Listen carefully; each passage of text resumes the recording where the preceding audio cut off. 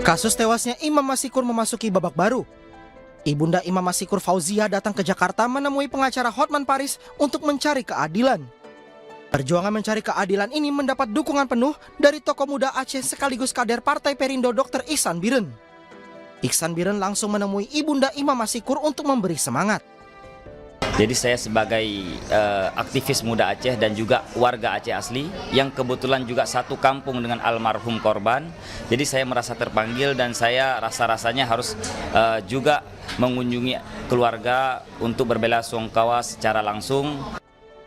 Sementara itu di Kota Bandung, Jawa Barat, Bacalek DPR RI Dapil Jawa Barat 1 Partai Perindo Ferry Kurnia Rizkiansyah dan Bacalek Partai Perindo untuk DPRD Kota Bandung John Simalango mendistribusikan bantuan berupa gerobak Perindo yang khusus digunakan untuk berjualan makanan serta timbangan elektronik untuk berjualan buah-buahan. Ya, sesuai dengan arahan Ketua Umum, kami harus turun ke lapangan, ke masyarakat, dan inilah kita menjawab kebutuhan dari masyarakat. Nah, kebutuhan Ibu Sulastri ini kita penuhi supaya ada peningkatan kesejahteraan buat Ibu dan keluarga. Bantuan untuk kedua pedagang ini merupakan bentuk nyata dukungan Partai Perindo bagi UMKM demi mewujudkan Indonesia sejahtera. Dari Bandung, Jawa Barat, Muji Prayitno, iNews melaporkan.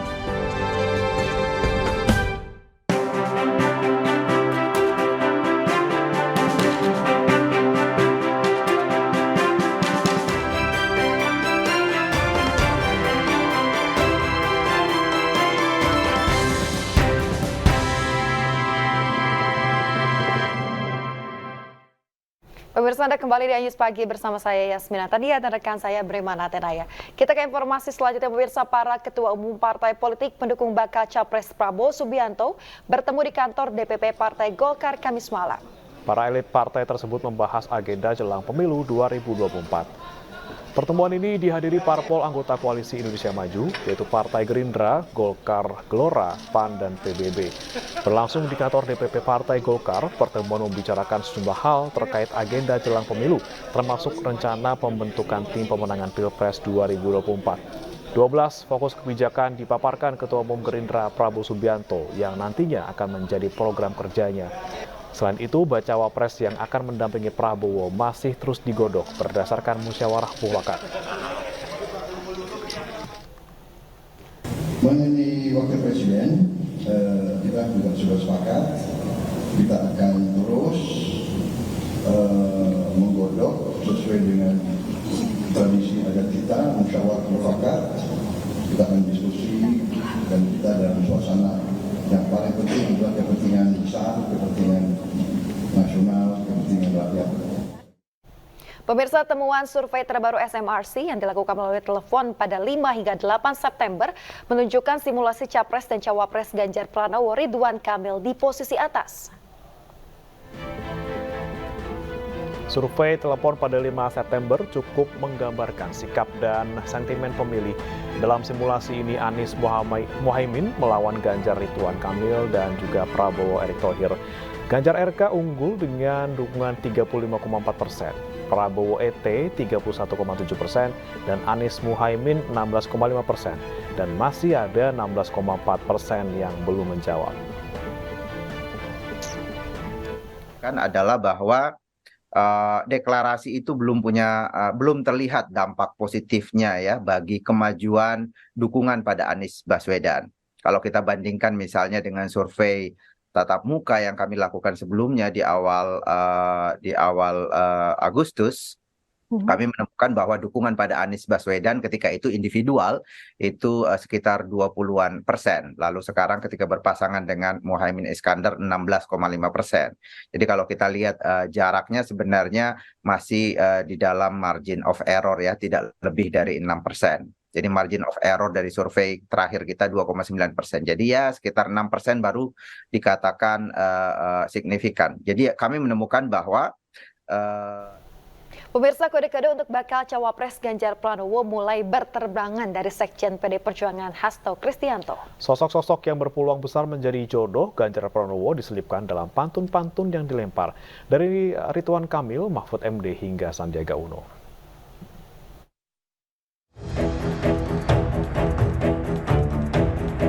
Publik Publik masih menanti-nanti siapa sosok yang bakal menemani Ganjar Pranowo dalam Pilpres tahun depan.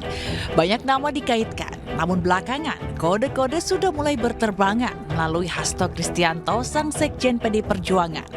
Pantun-pantun dikeluarkan untuk tokoh-tokoh yang memang kerap diperbincangkan. Pantun pertama dikeluarkan Hasto untuk Ridwan Kamil saat hadiri groundbreaking Monumen Plaza Bung Karno di Bandung, Jawa Barat Juni lalu. Kang Emil memang kaya prestasi. Memajukan Jabar penuh karya seni. Pemilu akan digelar beberapa bulan lagi. Bacawa Pres Pak Ganjar ternyata ada di sini. Setelah Ridwan Kamil, giliran Menko Polhukam Mahfud MD yang mendapat pantun dari Hasto pada sebuah forum diskusi. Siapa yang tidak tahu Profesor Mahfud MD? Salah satu bacawa pres yang lurus tegak dan suka wedang ronde. Pemikirannya luas hingga beberapa dekade. Di tangannya rakyat semakin pede, saudara-saudara sekalian. Belakangan Hasto kembali melempar pantun, kali ini untuk Sandiaga Uno pada pertemuan partai pengusung Ganjar di Gedung High End. Kalau tentang pantun, ya memang sudah dibuat pantun, buat Pak RK sudah, buat Pak Mahfud sudah, itu kan cerminan suasana kebatinan ketika acara dilaksanakan. Ada juga pantun buat Pak Sandiaga Uno. Sandiaga Uno, sosok rendah hati, di tangannya Indonesia maju berlari. Seluruh bacawa pres Ganjar Pranowo memang menarik sekali, menangkan pemilu dengan cara berdikari. Artinya kita nggak ada utang. Dalam kesempatan yang sama, Hasto juga membocorkan nama-nama bacawa pres yang telah mengerucut untuk menemani Ganjar. Selain RK, Mahfud, dan Uno, ada nama Andika Perkasa dan Ketua Harian Nasional Partai Perindo Tuan Guru Bajang. Kalau ada yang nanya pantun Pak Andika, Tuan Guru Bajang, itu kita berikan 3 hari lagi. Ya, kita buat acara lagi ya, siap ya. Pendaftaran calon presiden dan wakil presiden untuk Pilpres 2024 dijadwalkan pada 19 Oktober hingga 25 November. Namun kini ada rencana dimajukan pada 10 hingga 16 Oktober 2023. Pemirsa, Menteri Agama Yakut Khalil Qaumas menyindir bakal capres yang menggunakan singkatan kata Amin. Yakut menyebut dirinya tidak memilih Amin karena bid'ah.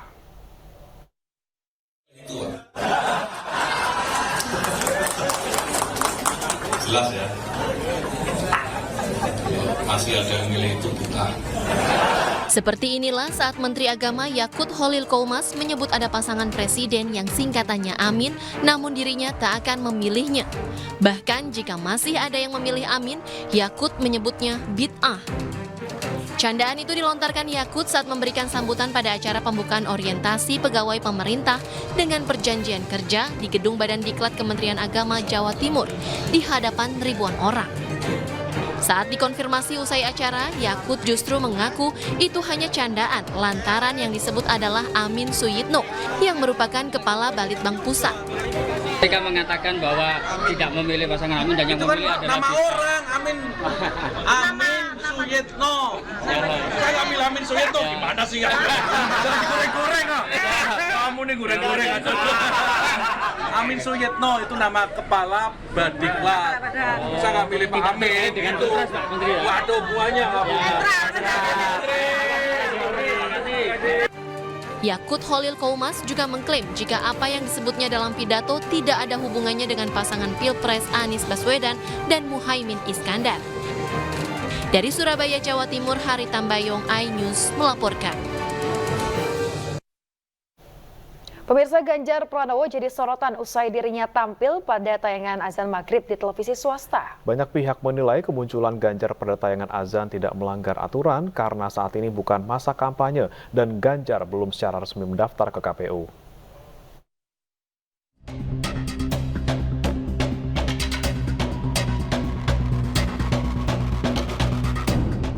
Penampilan Ganjar pada tayangan azan jadi perbincangan terutama di media sosial. Ganjar dituding memainkan politik identitas karena muncul dalam tayangan azan maghrib di sebuah stasiun televisi. Tuduhan juga diarahkan padanya karena kemunculan tayangan itu menjelang pemilu 2024 mendatang. Namun banyak pihak menilai tidak ada satu aturan pun yang dilanggar oleh Ganjar Pranowo. Pasalnya Ganjar tidak lagi menjabat sebagai Gubernur Jawa Tengah, sekaligus belum mendaftar sebagai baca pres ke KPU. Tidak mengucapkan apa-apa ya tentang mau maju jadi presiden atau tidak. Kemudian juga ya jauh, pendaftaran baru 10 sampai 16 Oktober. Kalau ada orang yang punya perasaan bahwa oh ini diajukan oleh calon presiden, ya nggak tahu ya posisinya bagaimana membaca, kan sudah ada 3 calon presiden juga gitu.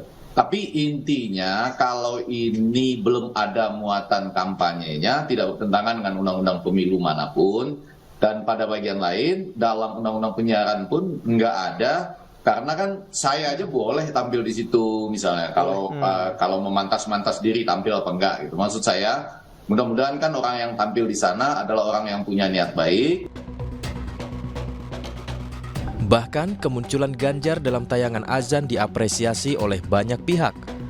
Wakil Ketua Majelis Ulama Indonesia Anwar Abbas menilai kemunculan Ganjar dalam azan maghrib tidak masalah karena bermuatan dakwah, yakni mengajak orang untuk sholat, apalagi dilakukan oleh seorang tokoh. Hal senada disampaikan oleh Partai Keadilan Sejahtera yang menilai tayangan tersebut bermakna positif. PKS mengapresiasi apa yang sudah dilakukan oleh Pak Ganjar, dan saya kira itu pengambilan gambarnya keren benar, saya pikir ya, saya bilang bagus ya.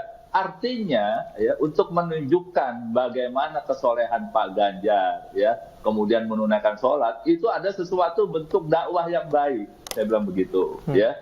Nah, akan halnya ribut masalah politik identitas dan bukan politik identitas, saya pikir udah diselesaikan saja lah ya. Tampilnya Ganjar dalam tayangan azan dinilai tidak melanggar aturan kampanye maupun aturan politik lainnya, sehingga beragam tudingan yang diarahkan pada Ganjar dinilai tidak relevan. Dari Jakarta, Tim Liputan iNews melaporkan.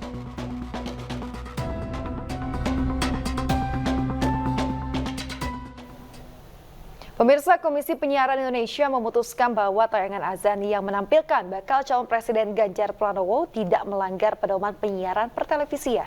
Bahkan tayangan tersebut dinilai memiliki unsur dakwah.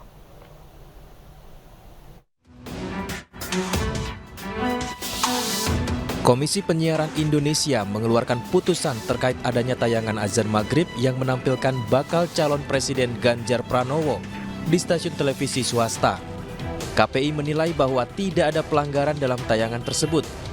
Hal itu diungkapkan oleh Komisioner KPI sekaligus Koordinator Bidang Pengawasan Isi Siaran Tulus Santoso pada Kamis siang. Menurut Tulus Santoso, siaran azan maghrib yang menampilkan sosok publik figur tidak melanggar ketentuan pedoman perilaku penyiaran dan standar program siaran atau P3SPS. Selain tidak melanggar ketentuan P3SPS, Tulus juga menyebut bahwa tidak ada pasal yang bisa diterapkan dalam kasus ini. KPI nantinya juga akan melakukan koordinasi dengan KPU, Bawaslu, dan Dewan Pers untuk mengawasi tayangan berbau kepemiluan yang berpotensi melanggar ketentuan. Sebelumnya, bakal calon Presiden Ganjar Pranowo menjadi perbincangan usai menjadi model azan maghrib di stasiun TV swasta. Mantan Gubernur Jawa Tengah itu dituduh melakukan politik identitas jelang Pilpres 2024. Namun sejumlah pihak justru memberi tanggapan positif, termasuk Wakil Ketua MUI Anwar Abbas yang menilai bahwa tayangan tersebut bermuatan dakwah, yakni mengajak orang sholat, apalagi dilakukan oleh seorang tokoh.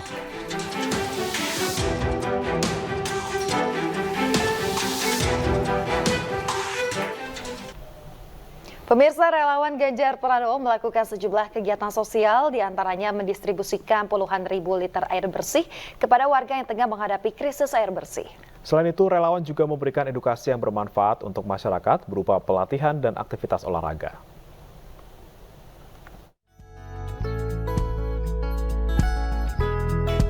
Sulit mendapat air bersih akibat kekeringan selama berbulan-bulan, warga Ciawi Tali, Pangandaran, Jawa Barat mendapat bantuan dari relawan nelayan balat dan nelayan wanita sedulur Ganjar. Untuk mewujudkan air bersih, warga mendapat toren air berkapasitas 50.000 liter, mesin pompa 1,5 PK, dan selang sepanjang 100 meter, serta bergotong royong mengebor air sedalam 80 meter.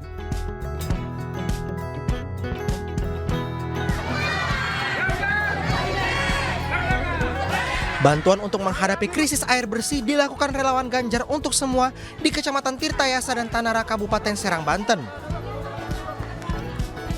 Sebanyak 10 unit mobil tangki dikerahkan untuk mendistribusikan 50.000 liter air bersih gratis ke sejumlah desa di 2 kecamatan itu. Garut yang dimana kita ini Ganjar Creativity yang merupakan alumni muda UNPAD, ITB, dan UPI menggelar kegiatan Wanoja Desa di Desa Indralayang, Caringin, Garut, Jawa Barat. Kegiatan itu diadakan untuk berdialog dan menyerap aspirasi dari kaum perempuan, khususnya perempuan desa, agar lebih banyak perempuan mengambil peran strategis.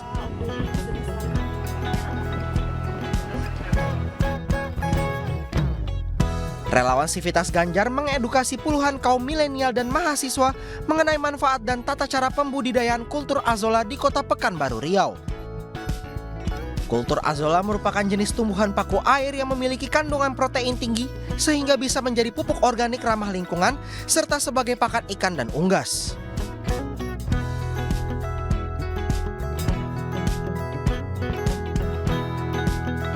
Bertekad menjadi pengusaha muda di bidang catering, puluhan milenial di Kota Jambi mengikuti pelatihan pembuatan tumpeng mini yang diadakan relawan Sri Kandi Ganjar.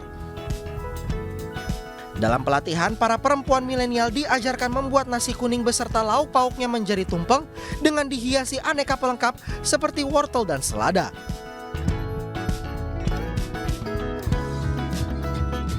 Sedangkan milenial perempuan di Probolinggo, Jawa Timur diajak relawan Sri Kandi Ganjar menjaga kesehatan lewat olahraga aerobik di senam Zumba. Dengan menggandeng sanggar senam Elizabeth, olahraga senam Zumba diikuti antusias puluhan milenial.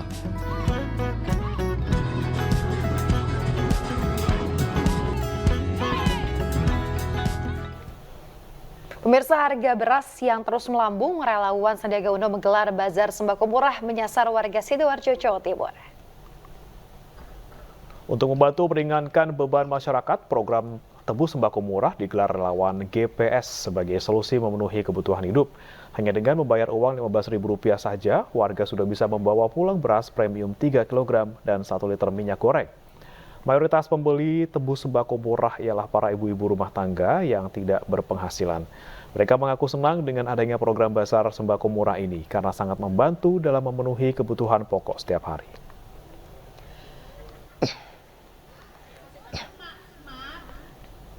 Relawan Espas Sandi Uno menginisiasi berbagai terobosan dalam memajukan sektor UMKM. Hal tersebut ditunjukkan melalui pelatihan olahan ayam untuk menciptakan lapangan kerja baru sebanyak-banyaknya di Kabupaten Pangandaran, Jawa Barat. Pelatihan kewirausahaan ini bertujuan untuk memberdayakan para ibu rumah tangga dalam menambah penghasilan ekonomi keluarga dan juga membuka peluang menciptakan lapangan kerja baru.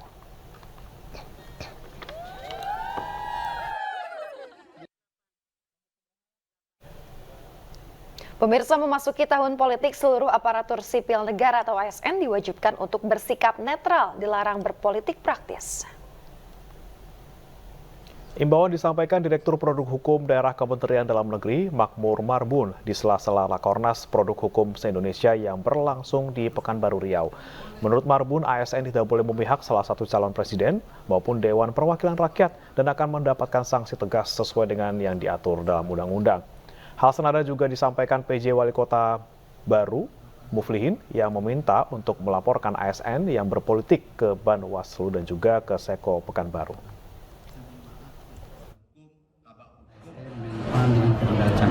Kita sudah melakukan pertemuan dengan sekolah. Tetapi yang itu tidak boleh berpolitik, dilarang, tidak boleh. Jadi ini pilkada yang akan dilakukan di 2024 kan bukan pilkada pertama.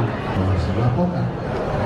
Kalau ada juga nanti mungkin oknum-oknum yang melalui jasa dan ASN.